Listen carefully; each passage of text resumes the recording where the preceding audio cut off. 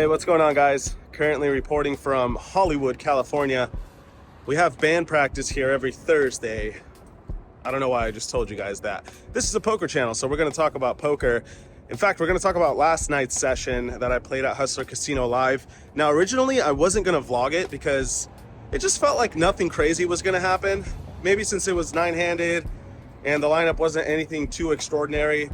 But man, I was quite wrong. In fact, I played a lot of interesting hands and I figured it was worth sharing with you guys. So that's what we're gonna do today. Now, before we jump into the hands, I wanted to remind you all that next video, I will be reporting from Austin, Texas. I'm going back over there to play on their live streams, 2550 and 5100, I believe. So if you guys like those Texas videos, make sure to subscribe. Stay tuned for the next one. On that note, so many of you guys who watch these videos are not subscribed. I found a way to look at that on my analytics page. It kind of ratted you guys out. There's so many people who watch this channel and aren't subscribed. So if you guys want to help me out, hit the button. I'm trying to hit 200K subscribers by the end of the year. Just a small goal I have. But anyway, that's enough yapping. Let's get to the poker and I'll chat with you guys right after.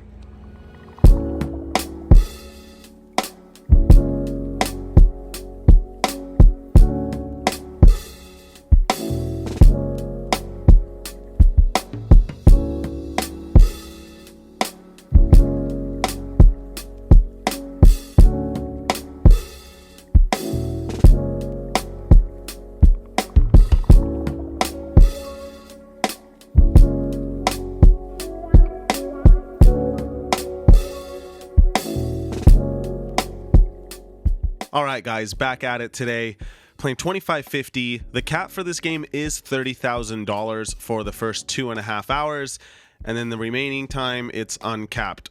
Somewhat odd, but it does generate some action in the first few hours of the game. Anyway, this hand comes up where the straddle is on. Henry makes it 300, and I'm next to Ack looking down at ace queen suited. Straightforward re-raise in position here, so I make it 1,000 to go. May G cold calls on the button. He's on my direct left. Brown Balla also makes the cold call, so when it gets back around to Henry, I'm somewhat expecting a light re-raise here. Reason being is if I don't have a great hand, he can capitalize on that, and if the two guys behind me had anything pretty good, they would have re-raised themselves. Sure enough, Henry does put in another raise. He makes it $11,000. Unfortunately for him, I've got close to a premium. By Hustler standards, this probably is a premium, so I decide to shove all in. If he's got ace king or some sort of big pocket pair, so be it. But considering all the other hands I think he might do this with, I'm totally happy just getting it in with ace queen of hearts. The other two players fold, it gets back to Henry, and he makes the snap call. You're probably wondering why he called with queen nine suited, but I think it's a straightforward call once you're priced in. Really, the decision was in the 4-bet to 11K, but that's none of my business. All I know is there is $62,000 in the middle, and we are running it just once. We don't improve, but it turns out ace queen high is the best hand. He doesn't hit a 9 or a flush, so just like that, we are up over 30K in the first 5 minutes of the night. Not a bad start at all. Next, this one comes up where I raise it up to $300 with 6-5 suited. Turbo calls in the big blind before E-Fan puts in the re-raise from the straddle position. He doesn't go too big though, only $1,600. It gets back to me, and with a suited connector and having position, of course, I am going to make the call and play a flop. Turbo gets out of the way, so we go heads up to a board of queen 5-4, all spades. We have middle pair, which often will be the best hand, especially so when E-Fan checks it to me, so I decide to put in a bet for value / protection. I bet $1,200. E-Fan comes along with 2 overcards, and we see the deuce of spades on the turn. Not my favorite card, of course, since I don't have a spade, and E-Fan could easily have floated the flop with a bunch of hands that do contain a spade, like ace king with a spade, even pocket pairs like 9s, 10s, or jacks that have a spade, all these sorts of hands that now beat us. So I decide to check it back and see what happens on the river. Queen of hearts is the last card, and with 6,000 in the middle, E-Fan bets half pot 3K. A nice bet from him, putting me in a somewhat indifferent situation, which is typically an indication of a well-placed bet. Now we have to decide between calling or folding. I think raising is not really a great idea in this situation. So what do we want to do? Well, on one hand, we do beat bluffs, but on the other hand, how many bluffs does he have? He would have had to call on the flop with ace high, no spade, which I don't think is going to be the case too often. On top of that, I could have some better hands myself, like small flushes that check back the turn. So I let this one go. And then I quickly find out that Efan wrecked me with ace king no spade. Nice play from him, and he takes this one down. All right, in this next hand, things are a little bit different. Efan has 2 buttons. The way this game works, since the bounty game is on, is that when you get 3 buttons, you collect a $1,000 bounty from every player at the table, and the way to get these buttons is to simply win hands. So, in short, if you win 3 in a row, you get a bunch of money. Efan has to win 1 more hand. For that reason, we're playing some defense against him here. Henry limps in for 200. I decide to overlimp with ace deuce suited. Thank goodness I did not raise it up because Henry was actually trapping with aces, as you guys can see. Brown balla limps, gets to Efan, who also limps, and then suited Superman checks the straddle. So 5 of us go into a flop in a limped pot, which comes down king 6 deuce, 2 diamonds, 1 club. Efan checks, Superman checks, now Henry bets $600. And with bottom pair, I think this is a good candidate to raise in position and apply maximum pressure. He shouldn't really have pocket kings or pocket sixes, and I have removal to pocket deuces. So I think most likely he's either got a king or some sort of draw. Not that I expect any of those hands to fold right away, but we can continue to apply pressure across later streets. So I make it $2,400 to go. Not something I would do every single time, but in this instance, I think it makes sense. Every other player folds, and now Henry makes the call. Turn card is the 5 of clubs. Henry checks again, and now I decide to check it back. I know this doesn't really make a lot of sense based on my flop analysis that Henry either has a king or some sort of draw, because against those hands, we're likely not going to win this pot, so we should just continue to apply pressure since the flop raise represents 2 pair or a set. But I decided to chicken out a little bit, mainly because Henry's having a rough session, I think, and he's probably going to call down more often than he otherwise might. Kind of a game time decision that I made here, some sort of audible play. So I just check it back, essentially giving up. But then the river is the deuce of clubs. So out of nowhere, we improve to a very strong hand, 3 of a kind. Of course, there are some straights and some flushes that are possible, but super unlikely since those would both be either gut shots on the flop or backdoor flush draws. So when Henry decides to bet now for $3,800, I think we have a clear raise on our hands. Question is, how big do we want to go?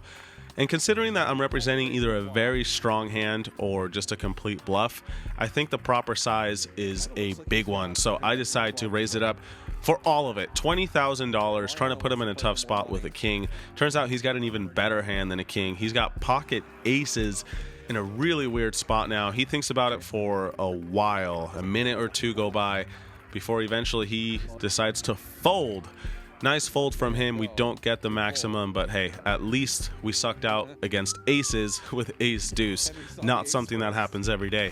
In the next one, Henry limps in for $100. This time I raise it up. I've got pocket 5s on his left.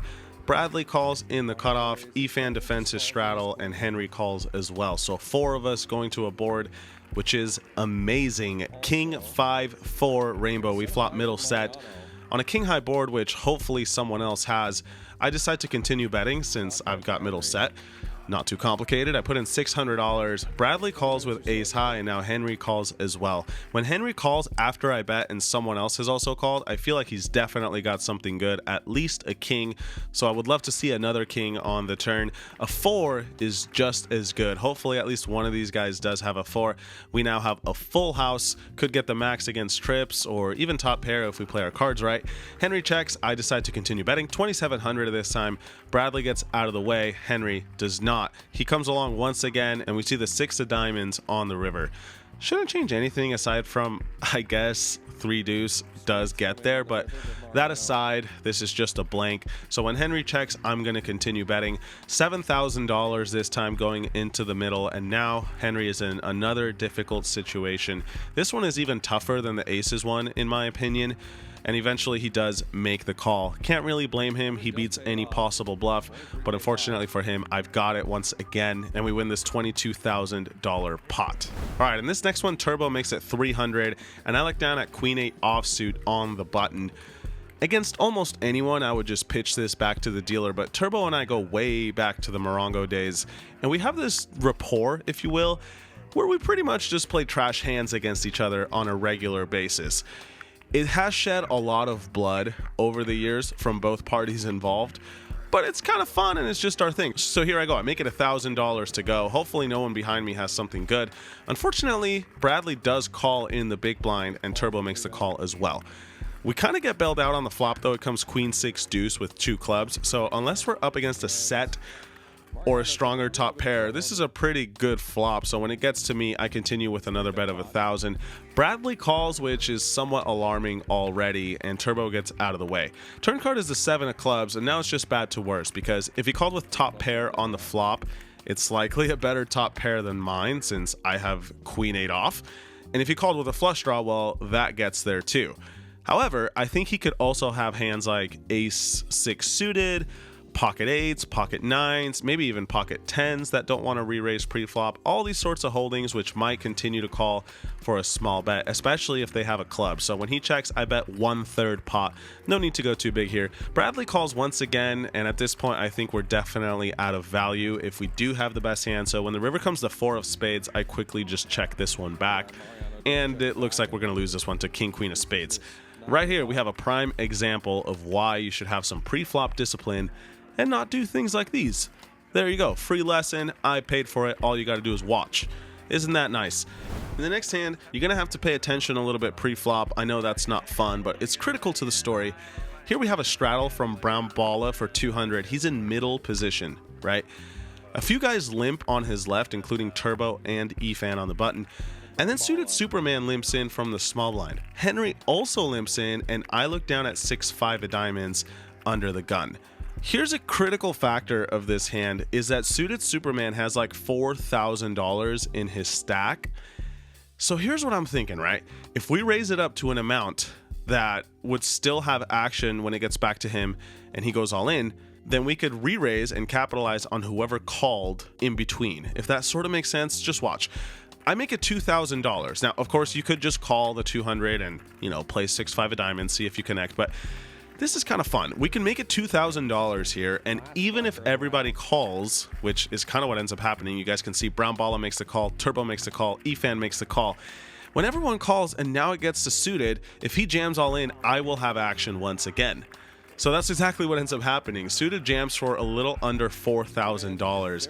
It's legally a raise, which means that when it gets back to me after Henry folds, I can raise again and try to just get heads up all in pre-flop against suited. Now, of course, would you want to get all in heads up with 6 high?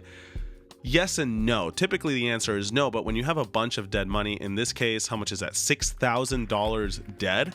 It doesn't seem like that bad of an idea. So I continue with the plan. I make it $12,000 to go. If someone was laying in the weeds with a strong hand behind me and now jams all in, credit to them for having that plan all along. But I think for the most part, we can leverage the fact that they didn't re-raise pre-flop and they likely have mediocre hands. So that's what I do. I make it $12,000. Brown Balla thinks for a while and folds. Turbo also thinks for a while and then folds. And the same is said for E-Fan. He ends up folding, and just like that, we have manufactured a beautiful situation where there are $16,000 in the middle up for grabs.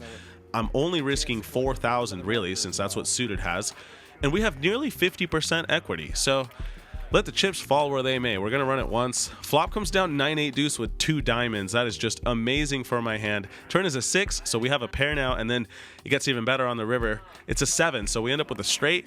And somehow we end up losing this one. Suited's got 10-8 of spades. I mean, it almost feels unfair, right? But that's okay. Suited has been running bad all day, and suddenly he gets the quadruple up from this hand. Would have been more fun to lose this one, but of course, I'm still happy with the way the situation turned out. Next hand is a little less fancy. Let's say there's a limp from Turbo for 100. Suited also calls, and I look down at pocket 9s. After Henry calls, I make it $1,000 on the button. Turbo makes the call, as does suited, but Henry gets out of the way. So we go 3 ways to a flop, which looks great for pocket 9s. 7-6 deuce with 2 clubs. So really only have concern about 2 pair or sets, but those hands are very unlikely. So I'm just going to keep betting. I make it $1,500 when it gets to me. Turbo makes the call, but suited pitches the pocket 5s. So we go heads up to a turn, which is a blank, the queen of spades. No concern unless he has like a queen high flush draw, I guess. Of course, that now makes top pair, but that aside, we should still have the best hand. Turbo checks, and he's got around double pot behind, meaning he has 12K and the pot is 6K. And the question is, how big do we want to bet? Well, I think the answer is all of it. Reason being is I could just have so many bluffs myself. Straight draws, flush draws, random jack highs that just go for it. And when you have a ton of bluffs, I think a big size is in order. Also, we have no removal to flush draws since both of my nines are red. And I think we can get more calls from flush draws since Turbo is not afraid of putting chips in the pot when he's got a good draw. So that's what I do. I jam all in, and now Turbo thinks about it for quite some time with just ace high, which kind of highlights what I was mentioning earlier, that we play trash against each other all the time. He knows I could have straight draws, flush draws, and technically ace high could be ahead of most of those. But in the end, he does end up letting it go. Good fold from him. And I make sure to show him the pocket nines. Nice laydown from Turbo. And with that, we move to another interesting one. There's a few kind of fancy hands going on tonight. In this one, I've got ace queen of spades, another amazing pre-flop holding. I raise it up to $300. Bradley calls on the button, and then Brown Balla squeezes from the small blind. He makes it 2,000. Back around to me, and what do we want to do with ace queen suited against the small blind re-raise? I think the options are clear. We're either going to raise again or just call and play in position. This is one of those spots where I would mix back and forth depending on a few different things. This time I decide to just call. Bradley does not, so we're going to go heads up to a flop of 7-7-6. Brown Balla thinks for a bit and checks, and now it's on me. I think betting small here with almost all my hands is completely fine. Could argue for a bigger sizing sometimes as well, but this time I just bet 1,300. Brown Balla comes along with ace high, which I understand. He still beats some straight draws and flush draws, and we see the 9 of clubs on the turn. Brown Balla checks again, and this time I decide to check it back. Hand is strong enough to get to showdown, I think, and I might play some middling pairs this way also. River is the king of diamonds. Brown Balla checks a third time, and I know that initial instinct for almost everyone would be to just check back, but the more I think about this hand, the more I feel like we've just got the winner. Especially now that a king has come, it's way less likely that he's got ace king. Most likely, I think he's got a hand like ace jack, maybe ace 10 suited. Smaller suited aces, also possible, but questionable if he might just call pre-flop with those. So yeah, I think he's just got ace jack and ace 10 a lot, and not much else of other hands. So at the risk of looking like a complete fool, I decide to assemble a very thin value bet. I put in a bet of 2,400 around a third pot, looking to get hero called by ace jack or ace 10 and try to get the most against those hands.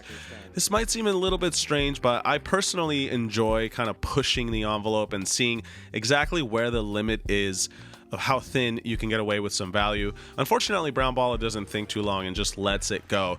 But he did mention later that he would have entertained a call with ace jack, so I guess that makes me feel a little bit better. And yeah, that was the story of how I played ace queen of spades.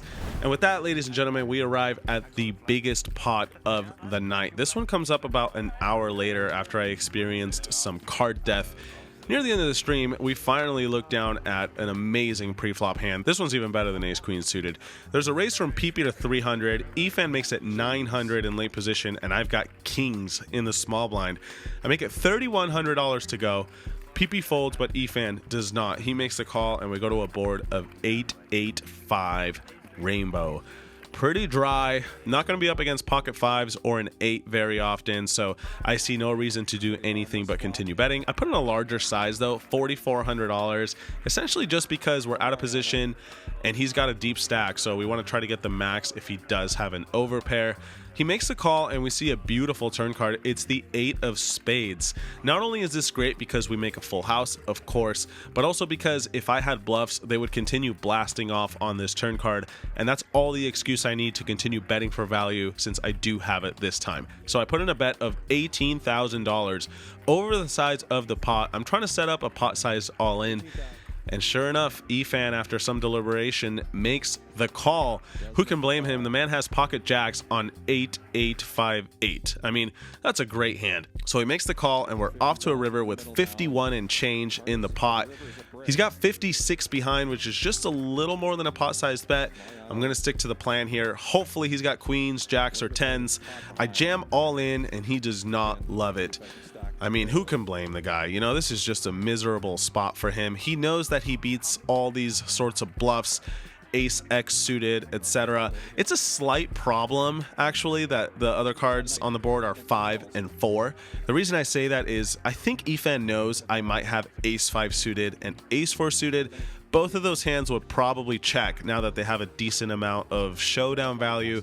It'd be better if it was like 8-8-8, 7-6, for example, but of course, this is a dream run out, and I'm not complaining by any means, just making an observation. But anyway, Efan does think for a while, and I guess you could go either way here with his hand. I feel like I would call if I were him. I don't know, hand is too strong, and we beat too many bluffs.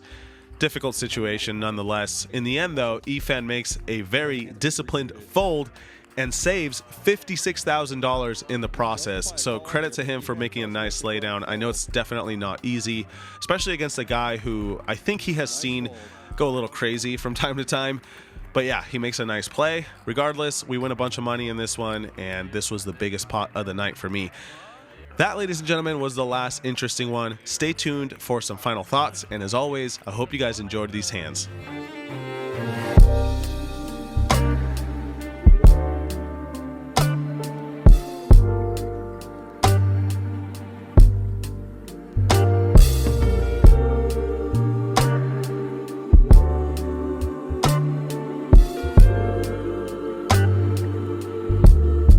So, as you guys saw, it was another great session, especially for another wacky Wednesday, which on paper, you know, they're not supposed to be huge games. I mean, it's still 25-50 with plenty of side games, but I guess what I'm trying to say is winning $58,625. That's right, I remember the exact amount because it was last night. Winning that amount of money in this kind of game is amazing. Very similar to last week's results.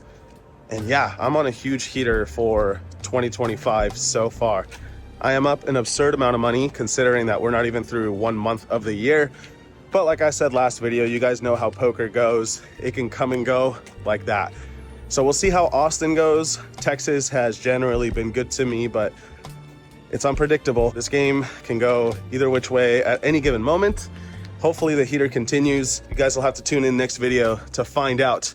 But anyway, I'm gonna go play some drums, get ready for our next show, which is gonna be in April here in LA. I'll give you guys more details if you wanna come next video or, you know, at some point in the near future. That's all I got. As always, thanks for the support. I'll see you guys next time. Until then, good luck at your tables. Peace.